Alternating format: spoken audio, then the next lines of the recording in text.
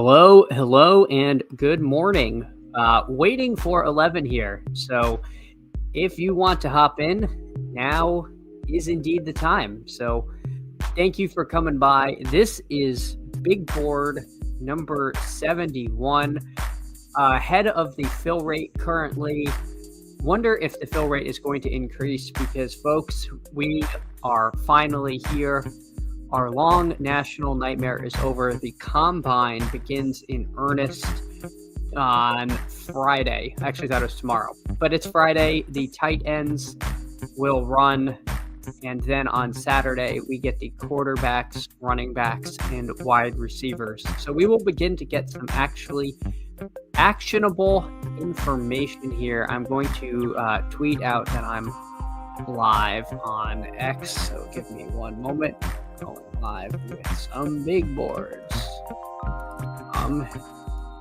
Hang. All right. I'm gonna pull up my exposures here while we are waiting for 8. But let's see if we can get a few more people in here. So far, pulling this up. Again, I told myself I did not want to get above 40% of anybody in this contest, and I have failed miserably in that because the siren song of Jack Vetch is just too strong. I think there is a good chance that this guy is a significant riser versus where he's drafted. He's seen him mocked in the second round. He was the talk of the Senior Bowl. Obviously, a lot of the really high-end prospects don't participate in that. So, it's a little bit, we're really looking for news when it might just be a lot of noise at that time. But, played for LSU, seems to be a good prospect, converted tight end, big-bodied player. Feels like the kind of guy that you could see having a role in the NFL. And so hopefully his draft capital ends up being what I think it is, or at least what I hope it is, and he can see the field year one, because I am taking probably way too much of him. The good news for me is as far as the wide receivers go, nobody else too far above 25%. And all of these exposures are guys I have intentionally made a stand on, like Juwan Jennings and Garrett Wilson. Really like them at their ADPs. I got a lot of Xavier Worthy around 40. He's moved up a few spots. I'm still taking him. One guy I'm a little worried about that I have more than I should, and this is really more of a function of the way the draft board shakes out, is Xavier Legette. He apparently just had foot surgery. Now, the team is saying it's minor, but I'm of the opinion that no foot surgery is minor for these athletes. So he's a guy I definitely want to back off a little bit of. I don't really want to fade him, but frankly, if I took no more of him, I'd still be above the 8% that one would expect. And so I'd probably even end up around 10, I think, if I stop taking him entirely. I don't think I want to stop taking him entirely because, I'm going to have guys I like more later, and I want to make sure that my player combinations continue to make sense, but I am going to try to back off of Legette there. At running back, I have a ton of the rookies, which makes sense, especially the late round rookies. I'm going to end up taking a lot of dart throws in the 20th round. I find my builds that end with dart throw running backs, I'm happier than when I end up with dart throw wide receivers, because I think some of these late running backs could end up, I feel like this year there's a Kyron Williams rookie in the bunch, and I'm hoping it's Rashad Smith, obviously. Great pass catcher. I think he's lined up to potentially be a riser this season. Same with LaQuint Allen. I think they're kind of similar in their games. But that said, I probably have more of them than I want. I've come around to potentially taking a little more Mullings, but again, I'm twice the field there. And Jordan James is a guy I've been trying to get more lately because there is a good chance he climbs after the combine. I've seen him mocked in the 3rd round, and if he goes in the 3rd round, then we're going to be taking him in the 130s, 140s come BBM time versus the 20th round here, and there is no 20th round in BBM. That would make him undrafted essentially. So I'm trying to even out some of these later round exposures when it comes to the running backs. As far as quarterbacks, again, I may have taken last year's lessons a little bit too much to heart with how successful the rookies were, but I do really like Cam Ward. I think he's going to start this year. Jackson Dart he's my 3rd QB in a lot of the 3 QB build teams. I'm taking the gamble that he goes earlier than expected and that the NFL teams see what happened last year and realized when it comes to QBs, it's get your guy season. People weren't really expecting Nix as high as he went. People were not expecting Penix as high as he went. Now, I would much prefer this to be a Bo Nix pick than a Michael Penix pick, who, Penix was a 0 until week 17, I believe, or week 16. And it's a little harder to survive just taking zeros every week. But if Dart is starting earlier than later, then I really like him at this ADP. And then the other QBs, again, I'm happy with how this is kind of broken down. I do want a little more of some of the elite QBs. I have not taken as much Hurts as I want. I'd really rather this be closer to 8%. Same with Lamar Jackson.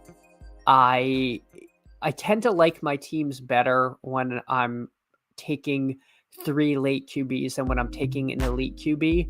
But, I don't think I want to show up with 2.4% Jaden Daniels. That just feels bad. So I do want to get that up.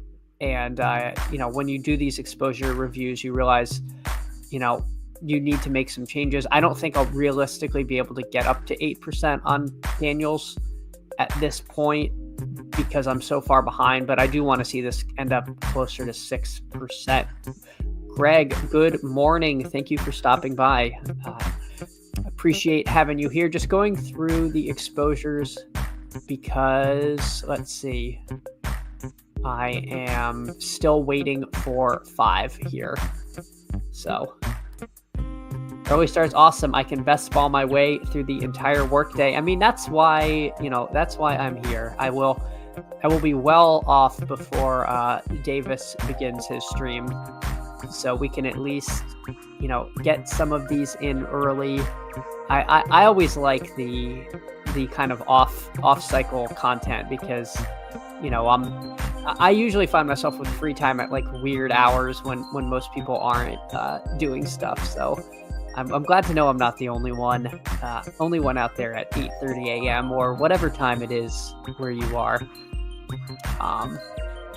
So just going through the tight end, again, I have a ton of David Njoku. This is an intentional stand. I think by the end of the year, he could really have the production level equal to that of the elite tight ends. I think things are going to be better in Cleveland. I think he's really underrated. And I say this every stream, but Cleveland promoted their tight end coach to OC.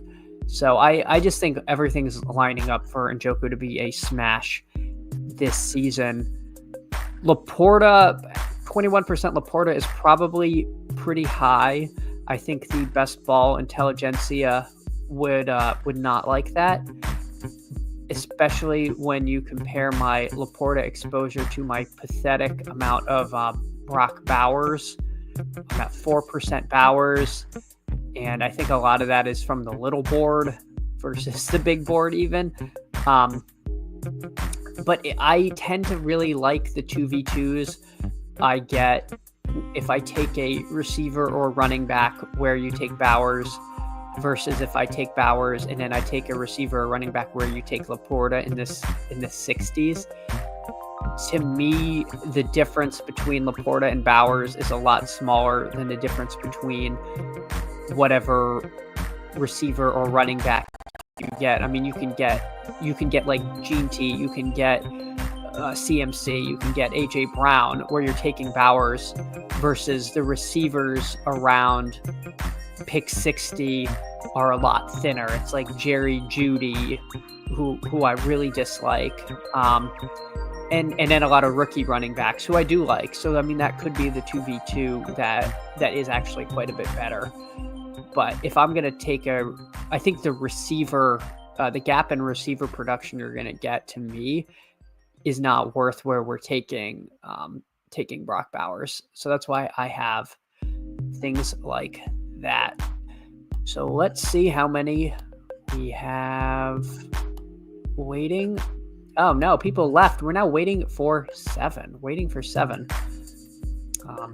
It's a little unfortunate because it has already been 11 minutes and now we are further from where we were. But that's okay. That is okay. Sorry, I was getting a weird Discord message. All right. So let's see. I can pull up my bigger board. So I hopped in a slow bigger board. And I guess I can go through that real quick while we are waiting. I know, I think it was Gretsch last year would fire up a ton of slows and then go over his picks. And that was I actually really enjoyed those streams. It might be something I consider doing at some point.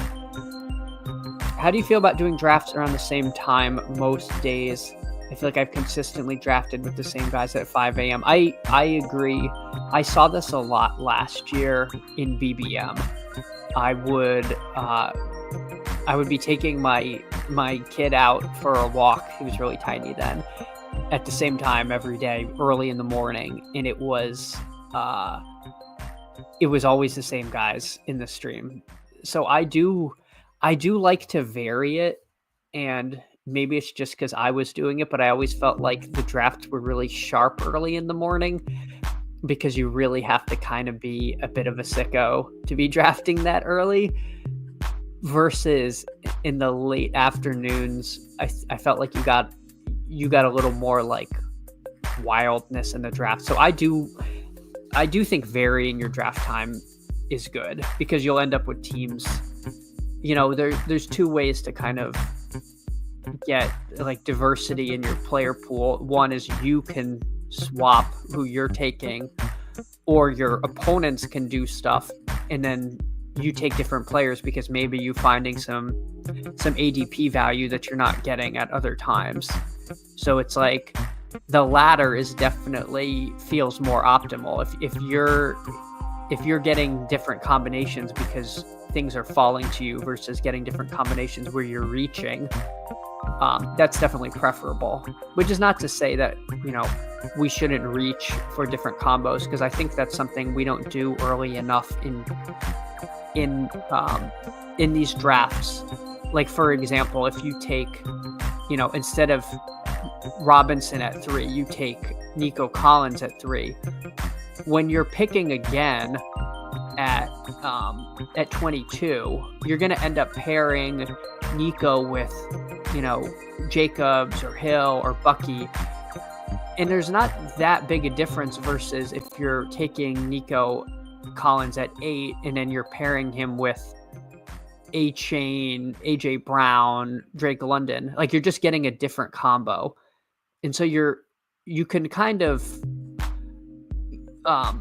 get some unique pairings that are not going to, I guess what I'm trying to say is you can end up correlating players that don't have correlation if you're taking them at the same point in every draft. So it does make sense to switch it up. But ideally, this is happening because you're finding ADP value versus having to kind of go against the market to get that. I used to trick myself into thinking I'd get drunken West Coasters. It's not. No, I agree. The 5 a.m. drafts are killer. I will say the one good thing about the sharp drafts is people tend to be more likely to stay in their lane, but not necessarily. Like you get less of the like guy who takes 3 QBs before pick 100, which can be really annoying if you're trying to like build a stack. But I don't think the trade-off is worth having like sharper pods. Like you want people to make mistakes, but there is a point at which the mistakes are so bad they can like really screw up the draft. Like the person that takes 10 running backs in a row, like their team's dead, but then when you're trying to draft a running back in like round 9, they're all gone, and you can end up like, yeah, you got a lot of wide receiver value, but your running backs stink because there weren't any. So it's an interesting kind of like, you want your fellow drafters to be bad, but not like hopeless. So I think we may have fired. All right, we are live. We are live. I got the 3-hole. Got the 3-hole. Greg, I don't believe you're in here. I don't think I see your name, but correct me if I'm wrong, and I'm happy to go through your team as we do this. All right, let's see. Do I recognize anybody in here? Not really. Not really. And only one no badger. Spirits Assassin. That is that's quite the name there. So hopefully all is well in the spiritual world, and we don't need his services at the 12 hole, but I am glad he's in the draft with us, keeping the good juju going. In the ideal world, we don't have too many auto drafters, but it does feel like sometimes when you wait 20 minutes for a draft to fire, you get the person that clicks in and forgets. And hopefully that's not what's happened with Soccer 7 MP, or we could be here a while. Grinds it to 0-0 to take Jamar Chase. This would be brutal if we end up with a auto draft start.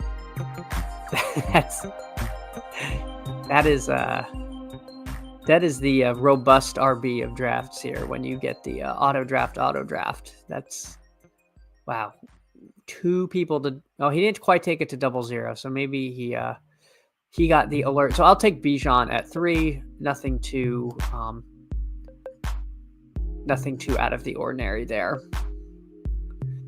Again, I think with my last 20-ish drafts, maybe 25 drafts will be when I start doing weird stuff, like taking Neighbors at 3, taking Nico at 3, that kind of thing, just to try to pair them with different players in the second round, where you're not sacrificing a ton of projection, but you're getting a little more uniqueness. Like I'm going to end up with a lot of, when I have Bijan, pairing him with Ladd if he falls, T. Higgins. I'm kind of out on Tyreek Hill. I'm really not excited about Hill. I am glad to see that he got his wrist surgery, because he did complain about that a lot. He did seem to blame a lot of his decline in production on that. But I worry he's lost a step. And he doesn't even have to lose a full step. He could lose a half a step, and then all of a sudden we're talking about a pretty league average, just slightly above league average receiver at that point. Because his entire game is speed. And I do feel like speed receivers game ages the worst. And I don't know. I have a real difficult time taking him there. I know we were taking him at the 103 last year, but he wasn't really getting open, and I have a hard time blaming that on the wrist myself. But again, I watch all the Dolphins games, so I might be I might be a little biased in my assessment. I might not be the most neutral observer, but I do worry a lot about Tyreek.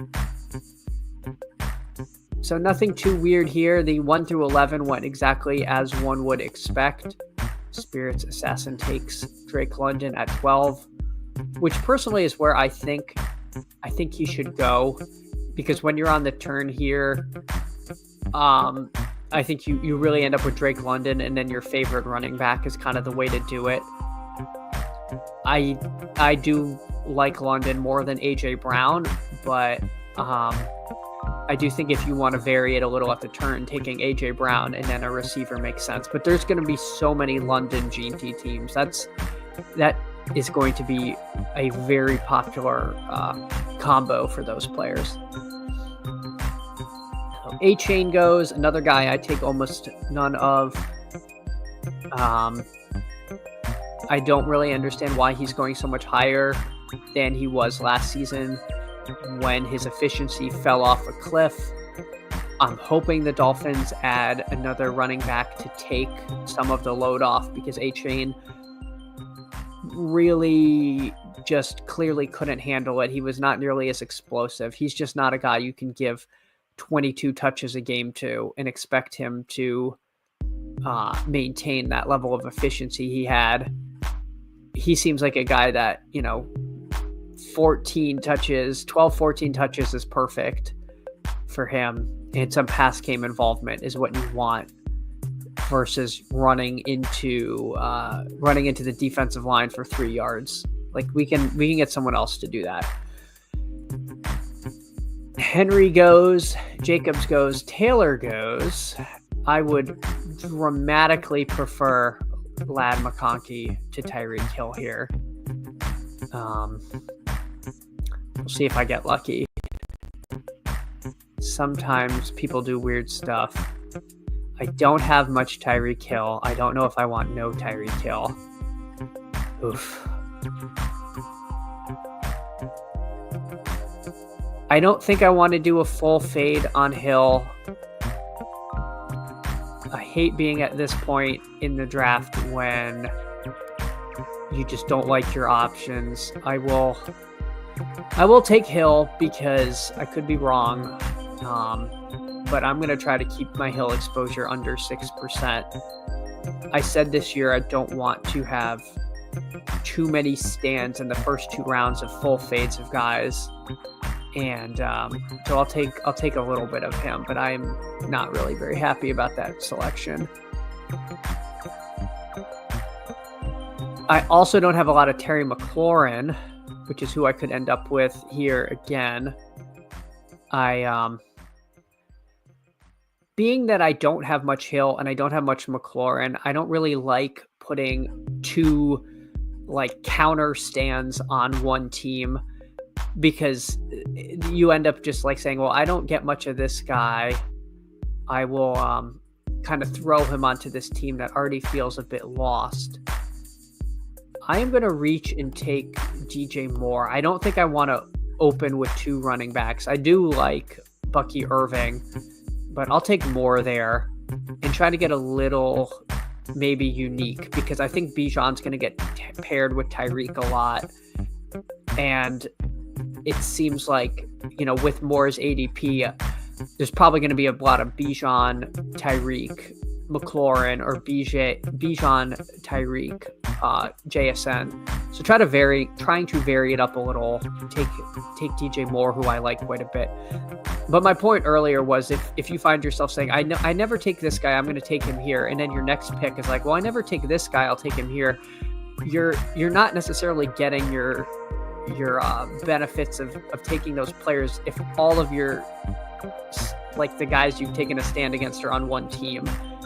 You're unlikely to be wrong about absolutely everything. So I do not want to just throw them on a team and then say, well, I got my exposure, because that feels like you're not actually truly getting exposure to those players if you're doing that.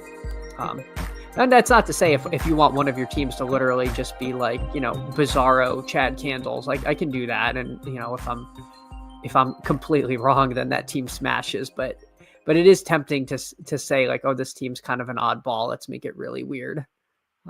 Don't want to do that too much.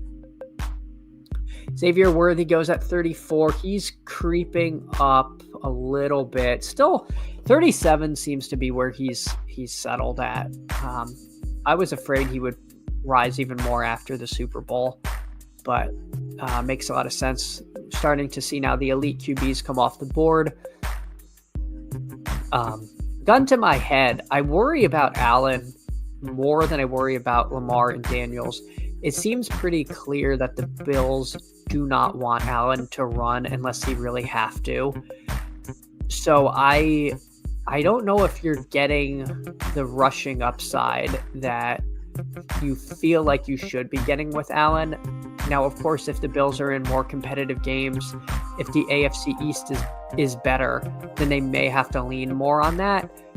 But it does seem like it's their preference to not have Allen running as much. And I think we saw that last year, and that could even be more of a trend this season. So my preference is actually, if I had to rank them, I would probably say Lamar, Hurts, Daniels, and then Allen. But I think that's so far away from the market that it's a little crazy. And I take some Allen because I don't want to have zero, but that is kind of my quarterback truth serum. And Allen's also really hard to stack. I know they just signed Khalil Shakir to a pretty massive contract, which is good. And I can imagine Shakir rising because that does show that they're committed to him and he's going to continue to see the field. But he's not that good. And they do tend to spread the ball around quite a bit. It'll be interesting to see if they add anybody, because Keon Coleman just really was not that dude this year. So I am coming up here. I'm picking at 46 and 51. Question is, do I take a Mixon or a Chuba? I'm going to take Chuba here because there's enough good receivers to where I'm a little agnostic as to which one I'm getting. I think there's a pretty big gap after Chuba to this next clump of Kamara and the rookies, Hampton, Caleb, and Henderson. I'm higher on Chuba than some. I think they tried to add Brooks in, so I don't think they really want Chuba to be the total bell cow, but he could be. I think Carolina's going to be better, and Hubbard was able to absorb a massive workload and still be really good. So I'm in on Hubbard there. I will definitely take a wide receiver with my next pick, but we will see who that is. I would rather it not be Odunze because I don't want two Bears receivers with my first three picks, and same with Waddle. Although I wouldn't hate that. I wouldn't hate going Dolphins double stack, because people were doing that when Hill was the third overall pick and Waddle was in the second to third round. And people thought that was a good idea last year, and you're getting that at a big discount. So if it was, 1 year of flop lag, then I don't think it's the worst thing to do. But I think it's a build I would do if Waddle was my fourth receiver, not my third. So I don't think I want to do that. I say all that, and now I'm in like an awkward position because I thought I was going to get Metcalf. And now I like Jordan Addison, but he is getting suspended next year. And I am getting a little tempted to do the Waddle bit.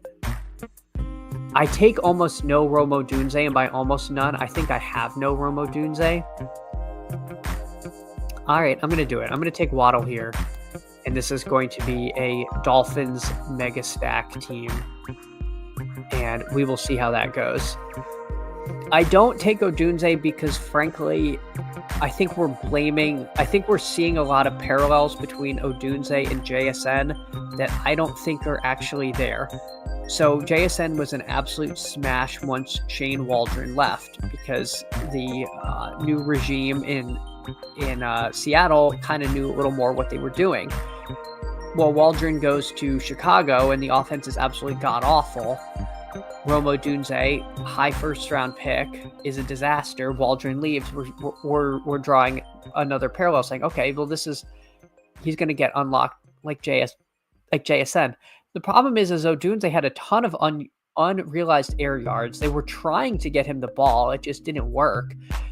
I don't think Odunze is as good as we want him to be. He's also the number 2. He's also the number 2 behind DJ Moore, who I think is better than DK Metcalf. And we also have a little bit of risk in the quarterback. We're all hoping Caleb is better. But we don't know that for sure. And so I think we're very good at pattern recognition, and I think we think we see a pattern. I'm just questioning if that's actually there. It's a long-winded way of saying I don't like Rome Odunze at pick 47. I think that is way too high. I think everyone that goes around him is a better receiver, potentially in a better spot. And I'm just simply not taking him there. So that is my story, and I'm sticking to it. I know Keenan Allen is likely leaving, but there's also always the chance. I mean, they were happy with 3 elite receivers. Like, we don't know what the Bears are doing. They could bring in, somebody. They're going to have another receiver on the field there. So I don't know. I'm just urging caution when it comes to Rome Odunze. And I could be wrong. And then I'm going to get absolutely buried. But, we cannot just take 8% of everybody. I mean, we could, but then I would just be auto drafting by ADP even. So Caleb goes, Travion Henderson goes. So a couple, basically all of the exciting rookies go within 4 picks. I don't mean that. I don't mean all of the exciting rookies, but I mean some of the most exciting rookies past Gene T. So coming up, let's see. Runyon is likely to take a receiver. So he takes Jaden Reed. Wow. Calvin Ridley and Juwan Jennings. Juwan Jennings is one of my favorite clicks. I take a ton of him. Let's see. I'm going to take Ridley and hope I get Jennings. But if I don't, it's okay. I will take somebody else. Shakir is right. So Jennings goes immediately after me. That's okay. I have so much Jennings. I don't necessarily want to really be above 30% of him. He was going in the late 70s, and he's definitely a riser. He's up to 74. You just saw him go here at 71.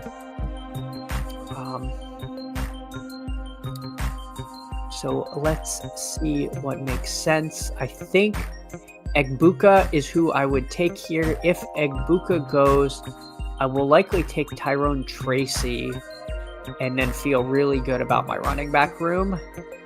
Tracy is a guy I don't necessarily love as my second running back. He was a 5th round pick. Don't know how committed they are to him. He was okay. He had some fumbling problems, but don't mind him there. So Tony Pollard goes. So Toboggan passing on a few guys who are higher by ADP to take Pollard. But I quite like the Pollard pick, actually. So I'll take Egbuka as my 5th pick. He tends to get mocked in the first round. And I have a very veteran group of receivers here. Let us see. So my next picks are at 99, 118, 123, 142. Where does Tua go? Tua goes at 137. So I will probably have to take Tua at 123. I don't trust big board drafters enough to try to push him to 142. That just seems bad. I don't think this team works without Tua. Depending on what's going on here, I might even take him at 118. And it sort of just depends if somebody comes to me that I really like, or if Soccer or Toboggan, if one of them has Jonnu Smith, then maybe I'll take him just to be sure. But that's something I'm going to want to check out before it happens. So there goes Tracy at 80, which is a little bit of a fall for him, but I do understand the hesitation. Quinshon Judkins goes at 78. He was a guy that I think was going a little higher earlier, has started to drop a bit. I think the worry about him is that he's a little more limited than some of the other prospects, kind of a plotter versus a guy with really strong pass catching chops, which helps in PPR and half PPR formats like this. But it seems like he is likely to get fairly decent draft capital still. 9 picks away. I still need, don't have a quarterback, don't have any tight ends. But we will see what falls to us here. I don't desperately need a quarterback because I'm going to be taking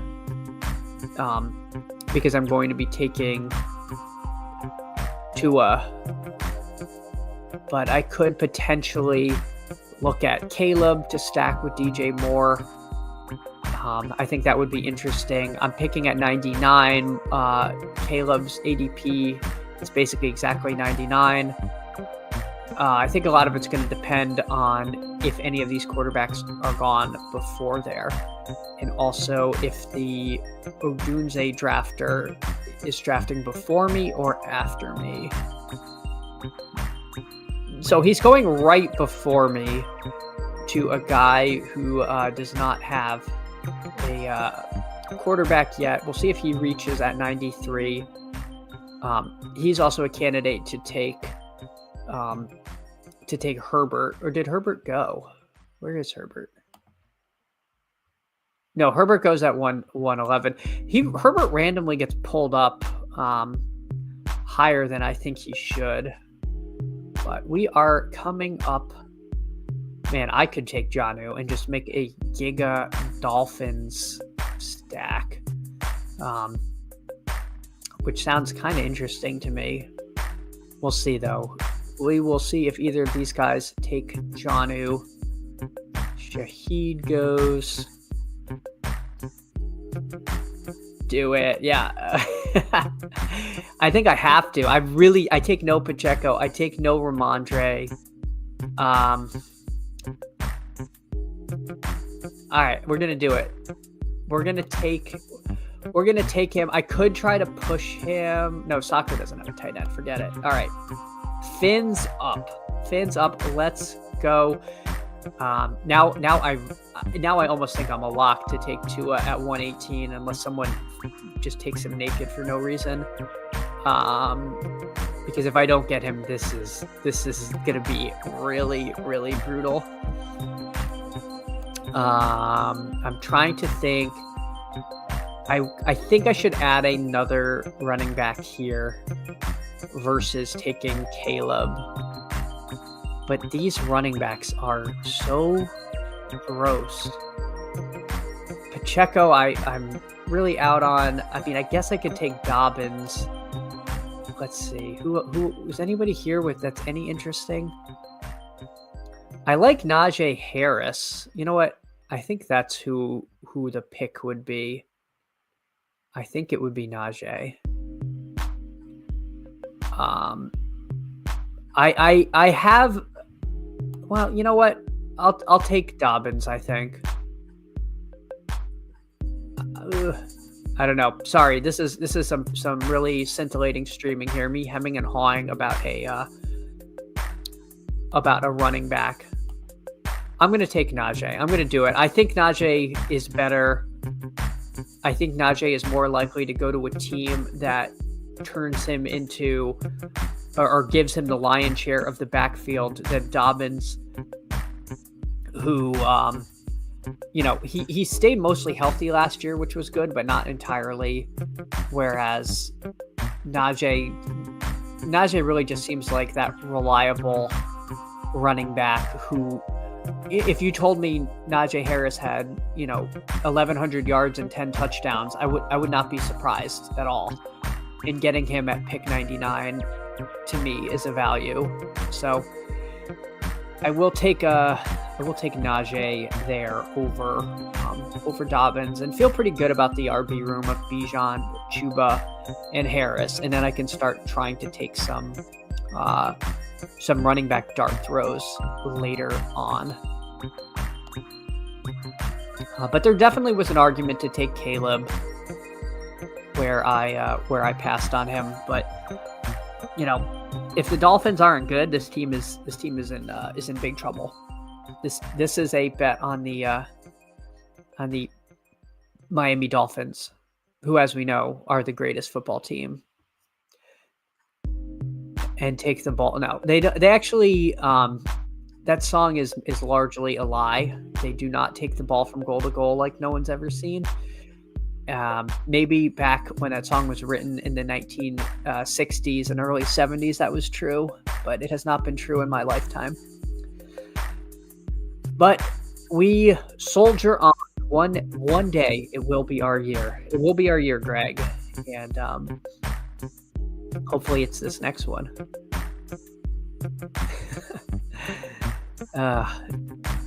So Bateman goes. Does Bateman go to the? No, Bateman did not go to the Lamar drafter, which is unfortunate for him because Bateman goes in this range, and usually Bateman lines up well with Lamar, but I guess Almighty T was needed a fourth running back more than he wanted to do the Ravens double. I don't think that's how I would have played it, but anytime you could add J.K. Dobbins and DeAndre Swift and make DeAndre Swift your fifth running back, you got to do it. My God, please don't do that. Are you in or out on Wright? I am out on Wright. I think Wright stinks, and I was really excited about him. I felt like we had a lot of needs, and third running back wasn't one of them, but I'm like, oh, well, if they took him, he must be electric. And all the stats said that he would fit right in. He seemed like he was going to be super fast. He could catch passes. And then every time he was on the field, he stunk. He couldn't run upfield. He was a zero in the passing game. He couldn't pass block. He was awful. So I'm out on Wright. I think the Dolphins are a candidate to sign a veteran. Emo Cowboy was in one of these streams and said, Dowdle, Dobbins, or Najee to the Dolphins. Who says no? I'm like, not me. I'm saying yes. I take any of those guys. I think one of those guys as your first second down runner, and then A-Chain, mixing in. That sounds good to me. I am all in on that. Okay, Tua is there. If Scatabo is here, I'm taking Scatabo.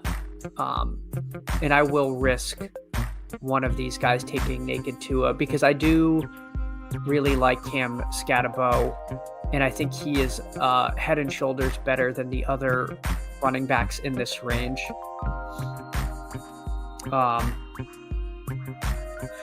I also am an ASU fan, so I am a Scatabo slappy. I think he's going to do better at the combine than people think. Javonte on the cheap, I'm kind of out on Javonte. I'm going to, I know things were kind of a nightmare in Denver as far as the backfield, where they simply would not let anybody get any momentum or rhythm. They would, cycling in Javonte, McLaughlin, and Estime. And anytime one of them would have like an 8-yard run, you'd see them like sprinting to the sideline to come out of the game. I'm like, why? Like, this guy just is like, he's not tired. That said, I don't think Javonte is very good anymore. I don't know if it was the knee injury from a couple years ago or what, but he just seemed like he was kind of out of juice. So yeah, I'm just gonna take Tua here.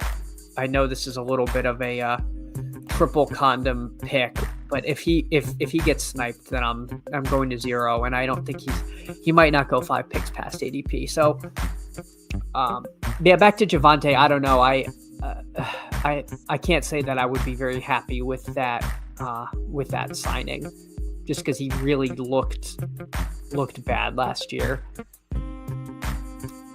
They were running like, when they made Estime a game day inactive for Beatty, I'm like, this is bad. But then I think Beatty was like running ahead of him of Javonte. It was kind of a mess. And they have a good O-line too in Denver. So we got Tua at quarterback, Bijan, Chuba, Najee Harris, and Cam Scatterbo at running back, Tyreek, Moore, Waddle, Ridley, and Egbuka at receiver, with Jonnu at tight end, making the Dolphins Giga stack, which I haven't really done yet. So this is kind of a fun, team, unironically fun team. For me, I will definitely. I think in the first 3 drafts, I was labeling them. I need to label this. I don't know. I guess maybe I have to wait for the draft to be over. I need to label this draft as the Go Dolphins draft so that I can see how it's doing. But see you in the finals with my Dolph Giga stacks. My God, that would be amazing, right? Like, we could, like Liam riding the Bills to glory, because when you have a bias towards a team, but then they're good, that's the dream right there. Not to say that Liam couldn't get there if he was a fan of another team, because he's very good at this game.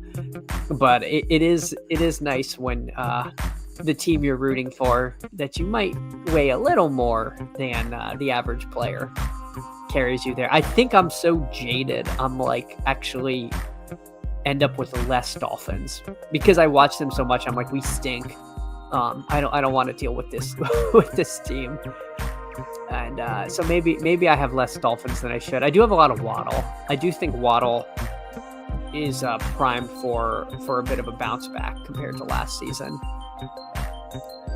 So the QB thirst is real. The QB thirst is very real here. I do need another quarterback. I don't really need another running back. I'm fine if my 19th and 20th round picks are running backs at this point, with this RB room kind of locked up.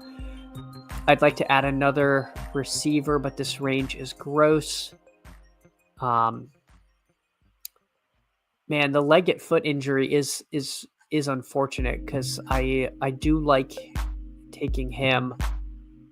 I might take Bryce Young here. I actually might take Colston Loveland here if Runyon doesn't. We'll see. I want more Loveland than I've got. I find myself not taking him because I take so much. I'm going to take Loveland here. And that I feel like is a pretty nice little tight end room here. I have a lot of Njoku. I have a fair amount of Jonnu, and I tend to not take Loveland here. I tend to be at this point in the draft in the market for other positions, but I need to change that a bit, and adding some Loveland I do quite like. Now, do I take naked Bryce Young, or do I take Cam Ward and hope that he ends up in Tennessee? I think I'm going to take Bryce Young. I already have Chuba Hubbard. I can tell myself a story there. It's not a good story, but I can tell it to myself. And there's a few pieces of Carolina that go later. I guess Coker goes now. I would have had to double tap Young and Coker, but Thielen should be available, and I don't mind Thielen as a 6th receiver. And if he's not available, that's fine. Young was running quite a bit more at the end of the season. I think the bench risk is largely behind him. And if he does get benched, it's because he's bad and he's not hitting my lineup anyway. So don't mind him there. This is going to be a 3 QB team, though, I think. When Tua is your first quarterback, I do think it makes sense to take a third. Although, again, if Tua is not hitting my lineup, I might be in trouble with how Dolphins heavy this team is. And if Najee goes to Miami, my God, we have truly created a monster here. But we will see what comes up. We will see. Draft is moving at a decent pace. I think some of the auto drafters got enough notifications that they're back in here, but certainly not a Matic level speed here. This is people are definitely taking their time on this Wednesday morning. I will pull up the draft board just to see if anything truly weird pops out.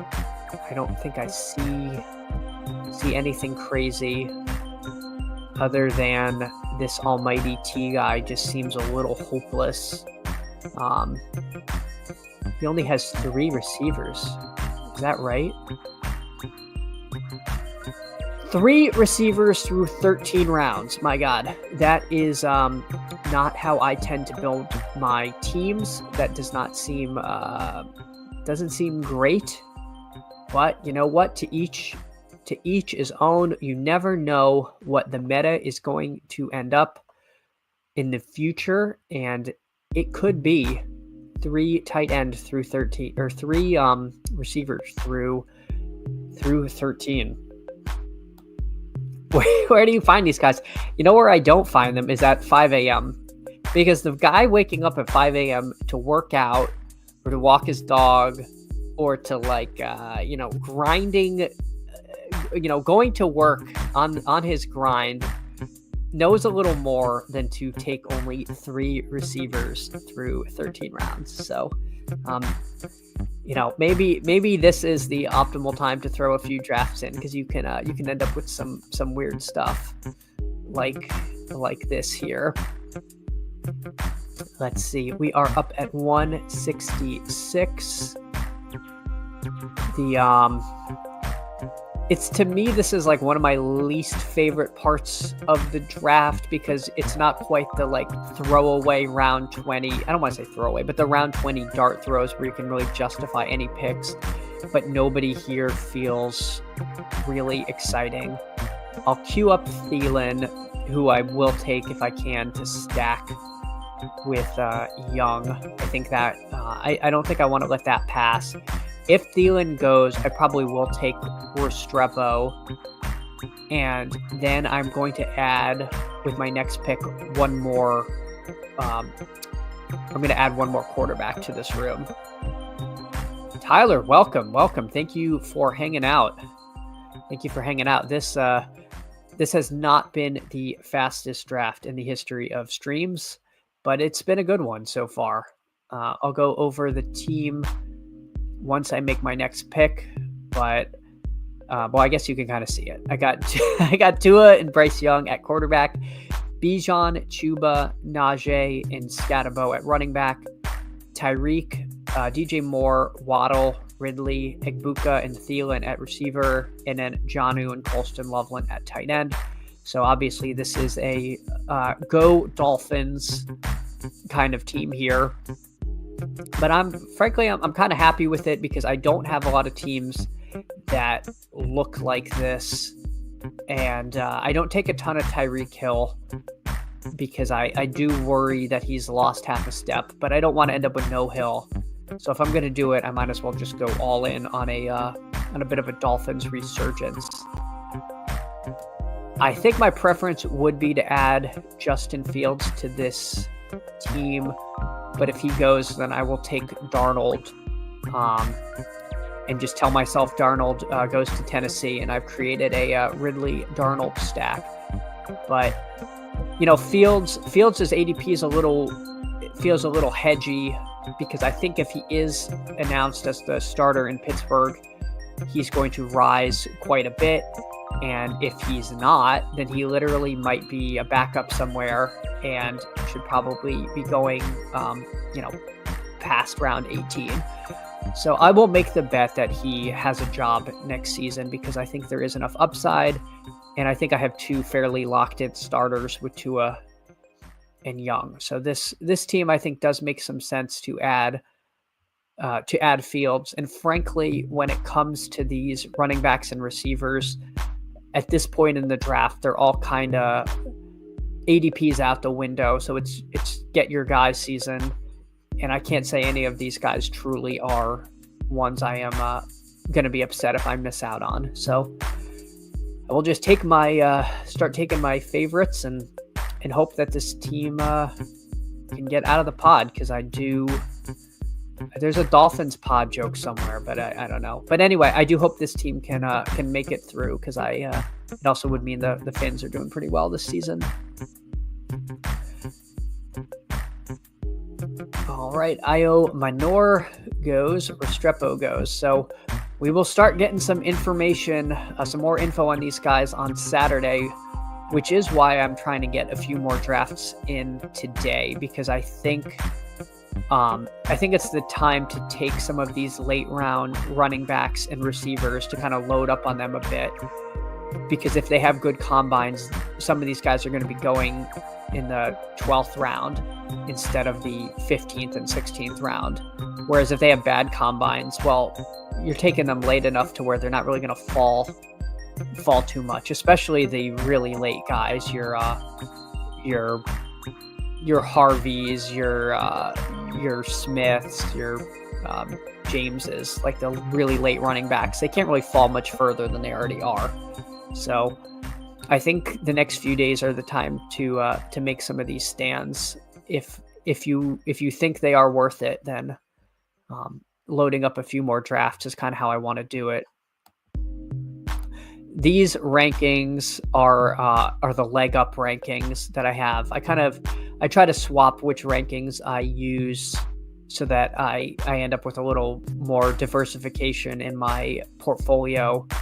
But honestly, I IKB these things so much. You know what? These are not the leg up rankings. These are the Matic rankings. No, these are Davis's rankings. Excuse me. I switched back yesterday. But yeah, I try to switch between ranks to end up with different guys.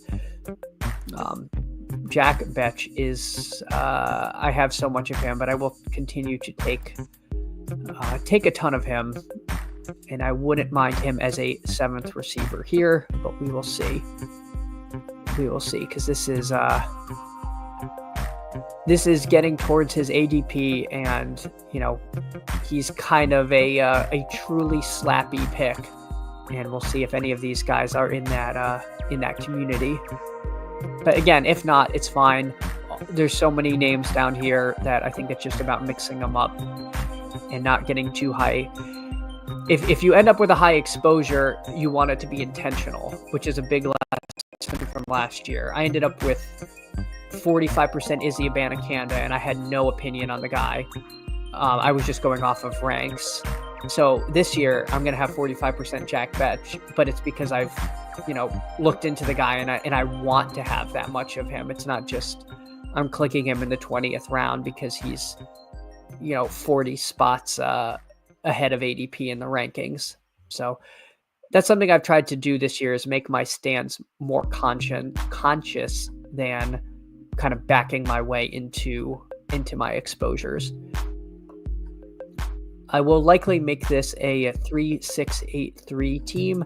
So going to add 2 more running backs, 2 receivers, and a tight end. Tight end is deep enough to where I don't mind if my last pick is a tight end. There's always somebody there that I can feel good about, especially when I start with like a Jonnu. I can take Jonnu and 2 rookies and feel like I'm going to see some production. There is a bear case to be made for Jonnu for sure. So I might want more of a veteran tight end than I normally do. So let's see what Runyon does. Runyon takes Demario Douglas, so I will take Betch here. And I think in the ideal world, I would then take Jatavion Sanders, build out the Carolina stack. If I don't get Sanders, I think I'm going to take one of these tight ends at this point. And hopefully Sanders is low enough to where these guys who need tight ends, especially soccer, take somebody else. But again, won't be too upset if I end up with like a Schultz or a Henry or an Ertz. Those guys are all fine. Let's see what soccer does here.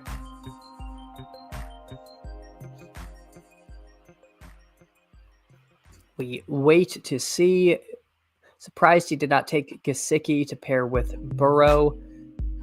He took Gesicki to pair with Burrow. All right, well, there we go.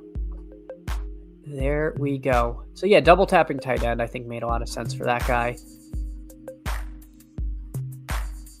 See what Mr. Toboggan does. He has Murray and Darnold. I feel like this guy should consider a quarterback here, but we'll see what he does. He takes Booty, and I will take Sanders. And I like this tight end room. I like Smith, Loveland, and Sanders. I feel like, this has the potential to be pretty strong. Sanders came along at the end of the season for Carolina. Now I've built out a little Panthers. I'd say little. I have as many Panthers as I do Dolphins. So I've got this Panthers and Dolphins thing going. Yeah. All right. I can live with that. I like this team. I think this is a fun team, and it makes sense. And then Justin Fields is going to sign with Tennessee for some reason. And end up with Calvin Ridley. I mean, who says no? Who says no in that situation? So now, let's see the running backs by ranking. And then I think I will take a receiver and a running back. And then my last pick will be a running back, because for me, the 20th round receivers do get really thin. Let's see what the note on Roman Wilson is. Has GM's confidence. Steelers general manager Omar Khan said at the combine he has, quote, a lot of confidence in Wilson, and that the wideout was on pace to contribute during the postseason had they advanced. My God, people. Roman Wilson, who I had a gigaton of last year in the big board, because I was convinced Roman Wilson was going to the Buffalo footballing Bills, and then he didn't. He didn't go to the Bills, and then he didn't play because he got hurt. But I will add him to this team and see if I can create a really sneaky Fields Wilson stack. Now you may be saying, well, why don't you just take Malik Washington to finish this Dolphins stack? And I will tell you, I will be shocked if the Dolphins don't add somebody to the mix potentially better than Malik Washington. I don't think Washington did a whole lot. I also don't think I think the Dolphins are a little like the Eagles in that the third receiver doesn't do a whole heck of a lot. Now, it's almost because the Dolphins spread the ball. Like, the lion's share is going to go to Jonnu, Waddle, and Hill. And then it's not like there's a fourth receiver who kind of hoovers up everything past that. It gets spread around a lot. I don't think Malik Washington is going to consolidate that. And I think if there's an injury to Hill or Waddle, I don't think Washington is going to step up. Wilson over Austin. That is a fair point. To be honest with you, I don't know Calvin Austin's contract status off the top of my head. I do know that we were high on Roman Wilson last year. I don't think he's drafted in most. I don't think he's drafted on most teams. I'm going to take Damian Martinez and then Roman Wilson because if I miss Roman Wilson, it's fine. But he's a guy I think I want to take the chance on. I see your point about Calvin Austin. But we don't know what the pecking order would have looked like had Wilson been healthy, I guess is my greater point. I think Pickens is a potential holdout candidate. They either need to extend him or they need to move him because he's not going to play. I think Pickens is making like less than $4 million a year, and he's simply not going to play for that. Last year of rookie contract. Okay. Yeah, then I think he's a guy that could definitely be sprinkled in some. I am a bit of a sucker for the shiny new toy element of Roman Wilson because we don't know what we got. But it's definitely something for me to think about in the future for Calvin Austin. All right, so Derek Carr goes to Toboggan, so he did get Carr well behind ADP, which is fortunate for him. I probably would have taken Juwan James had he fallen to me, but he did not, so I got Martinez. And let's see, are there any running backs I just cannot miss on? No. Nope, we are good. We will get somebody we like there. But wide receiver gets pretty thin at this point in the draft. You do have me thinking on this Calvin Austin thing. I must be honest with you here. But I think that combine speak from the GM is a little bit interesting to me, and yeah, I'll take the flyer here. But I might start sprinkling in Calvin Austin there. So with one more pick to go, it is going to be a running back on this team. I will go over the crew. We've got Tua, Bryce Young, and Justin Fields at quarterback, Bijan, Chuba, Najee, Scatabo, and Damian Martinez, and a mystery sixth running back to join that group. Tyreek, DJ Moore, Waddle, Ridley, Egbuka, Thielen, Betch, and Roman Wilson at receiver. And then Jonnu, Loveland, and Jatavion Sanders at tight end. I quite like this team because at least it tells a story. Will the story come true? Probably not, because it relies on the Dolphins and the Carolina Panthers to be good. And that sounds a little out there, but at least it is a coherent story, even if it is not a particularly likely one. So but in all seriousness, I do think the Dolphins will be better than next year. And I think the Panthers started to show life at the end of last year. So, not the worst two teams to bet on.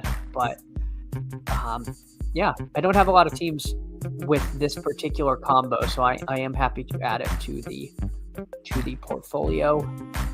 7 picks away. Time to start deciding which of these rookie running backs to go for. I will put them in order of Allen, Mullings,